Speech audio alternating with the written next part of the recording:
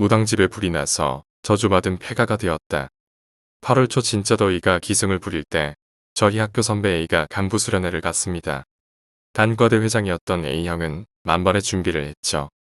사전 답서도 가서 2박 3일 동안 뭘 할 건지도 뭘 먹을 건지도 다 준비를 했죠. 각 학과의 집행부와 단대, 집행부까지 토탈 36명이 출발을 했습니다. 지리산으로 향했습니다. 놀기에는 계곡이 괜찮다 싶었던 거죠. 그날 저녁은 술이 떡이 되도록 먹고 뻗었다네요.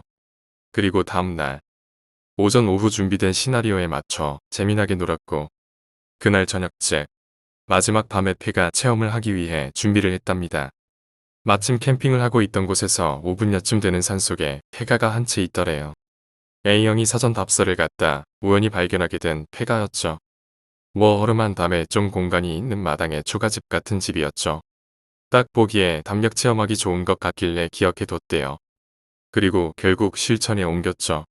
진행하는 단대 집행부 6명을 제외한 30명은 5명씩 6조로 나눠서 1조가 올라가서 미션을 수행하고 내려오면 2조가 올라가는 그런 방식으로 돌아갔습니다. A형을 포함한 2명은 진행본부를 맡고 진행 1팀 2명은 폐가로 올라가는 입구에서 조를 올려보내고 보고하고 진행 2팀 2명은 폐가 근처에 숨어서 조가 무사히 올라왔는지 미션을 제대로 수행했는지 보고하고 사람들을 놀래켜주는 역할이었습니다. 보고는 무전기로 했고요. 여기서부터 미션에 관해 설명을 좀 드리면 일단 도착한 조는 방 2개 중 오른쪽 방에 들어가서 미션이 적힌 일기 같은 것을 찾아 거기 적힌 미션을 마당에 나와서 수행하는 것이었습니다. 단체줄 넘기 20회, 숨겨둔 쪽지 찾기 등등이었죠. 그리고 폐가 담벼락에 몰래 카메라도 한 대 설치를 했대요. 방송학과가 있어서 적외선 촬영이 되는 카메라 한 대를 마당과 미션이 적힌 방이 모두 보이는 위치에 설치를 했죠. 그리고 10시가 되었을 때 1조가 올라갔습니다. 괄을로 묶은 것이 아니라 전부 다른 괄로 섞어서 5명을 만들었대요. 러이트 하나를 들고 5명이 출발을 했습니다. 1조 올라갑니다. 진행 1팀의 무전이었습니다. 알았다. 그리고 10분이 흘렀습니다. 진행 2팀 애들 아직 도착 안 했냐? 대답이 없더랍니다. 진행 2팀 1조 아직 도착 안 했냐고. 딸랑딸랑 거리는 작은 방울소리 같은 게 들리고 진행 2팀에 있던 2명은 뭐가 그렇게 신난지 목소리는 죽이고 키득키득 웃고 난리더래요. 그리고 또 10분이 흐르고 거기서 또 10분이 흘렀습니다. A형은 1조가 안 내려오니 약간 불안했습니다. 1팀 1조 아직 안 내려왔냐? 예, 아직 안 내려왔는데요. 2팀 애들 빨리 내려보내. 아직 미션하고 있냐?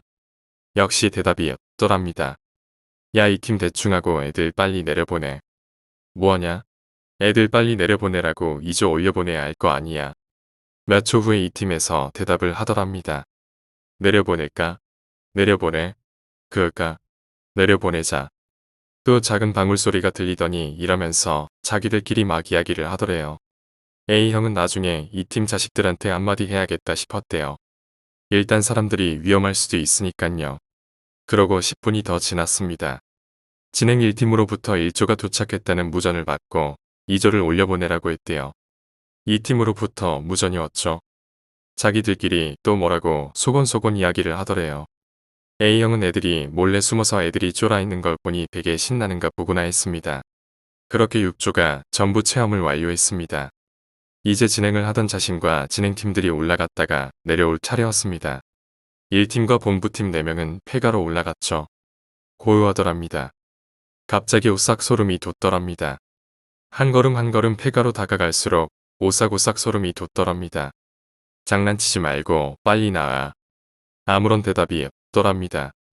원래 진행 2팀이 숨어서 진행 과정을 보기로 한 담벼락 뒤로 가보니 2팀 2명은 거기서 앉아서 자고 있더랍니다. A형은 화들짝 놀라서 깨웠죠. 근데 안 깨더랍니다. 아무리 흔들고 소리쳐도 말입니다. 싸대기를 한 대 때렸더니 형은 왜 올라오셨어요? 그때서야 정신을 차리더니 벙한 표정으로 자신을 쳐다보더랍니다. 미친. 여기서 퍼즐러 자고 있냐. 무전기는 방금 전까지만 해도 무전으로 키득키득 웃고 떠들고 난리더만 뭐하는 거요? 옆에 있는 후배도 싸대기를 한 대 때렸더니 그제서야 일어나더랍니다. 갑자기 이상한 소리를 하더랍니다. 육조까지 전부 다 하고 내려갔는데 너희 진짜 나 놀리냐? 그러자 후배가 말했습니다. 형이야말로 저희 놀리지 마세요. 일부러 겁주려고 그러시죠? 그런 걸로 안 놀라거든요. 그런데 카메라랑 무전기가 사라졌던 거죠. 난 카메라랑 무전기 찾아서 내려갈게. A형은 카메라를 둔 곳으로 가는 길에 폐가 입구를 지나쳐 오는데 담이 성인 가슴 높이밖에 안 와서 안이 보이더래요. 근데 무전기가 마당 가운데 떡하니 떨어져 있더랍니다. A형은 순간 소름이 쫙 돋더래요.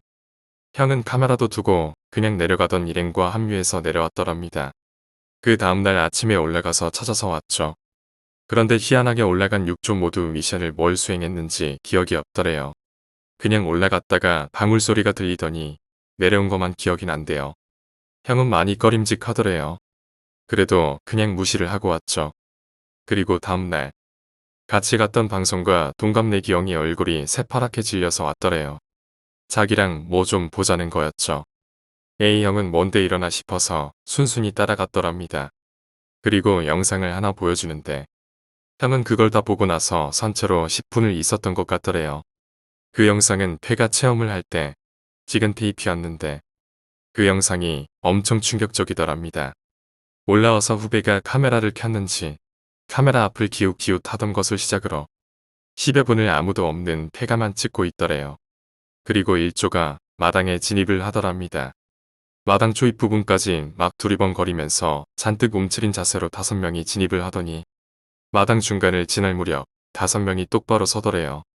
그러더니 갑자기 5명 모두 일제히 고개를 양쪽으로 흔들더래요.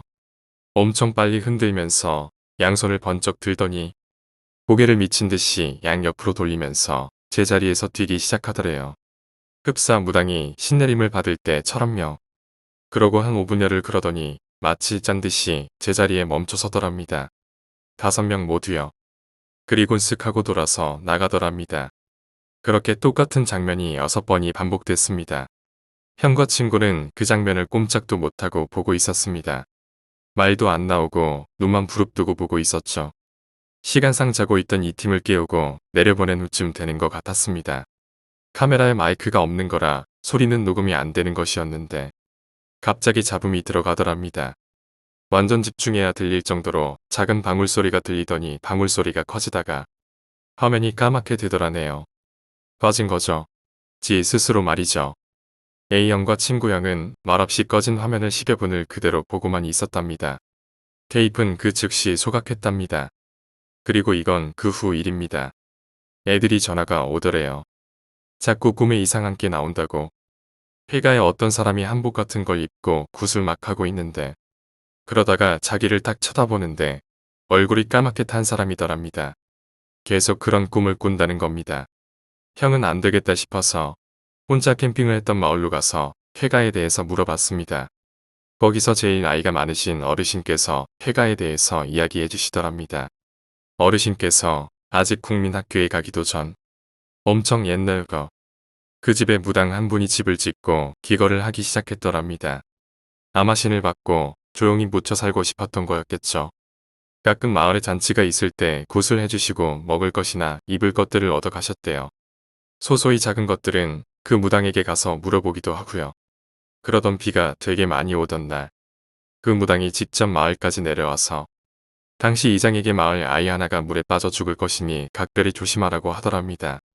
그 말은 들은 이장은 마을 사람들에게 신신당부를 했더랍니다. 비가 많이 와서 계곡물이 많이 불었으니 절대 근처에 가지 말라고. 그렇게 하늘에서 구멍이 난 듯이 비가 오던 날, 그 마을 아이 하나가 학교에서 오는 길에 물가를 지나다 발을 헛디뎌 물에 빠져 그대로 익사하였더랍니다. 그 아이 부모는 너무 슬픈 것과 동시에 그 무당이 원망스럽더랍니다. 그 애가 누구 집 아이인지 말해줬으면 그 아이가 죽진 않았을 테니깐요. 그래서 그 아이 부모는 절대는 해선 안 될 짓을 했더랍니다. 밤늦은 시간, 무당이 자고 있던 집에 불을 지른 거죠. 안에서 그 무당은 자고 있었는데요. 그 어르신께서 정말 엄청 겁에 질린 표정으로 이런 말을 하더랍니다. 집에 불이 붙어서 마을 사람들이 불을 끄려고 허겁지겁 그 집에 도착을 하니 이미 집은 화염이 완전히 집어 삼킨 상태였더랍니다. 그런데 정말 소름 끼치는 일은 그 불 속에서 그 무당은 굿을 하고 있더랍니다. 자신의 몸은 타고 있는데요. 마을 사람들은 도저히 그것을 보며 근처에 갈 수가 없었죠. 어른들은 얼른 아이들을 집으로 돌려 보냈더랍니다. 그 장면은 아이가 결코 봐서는 안 되는 거였으니깐요.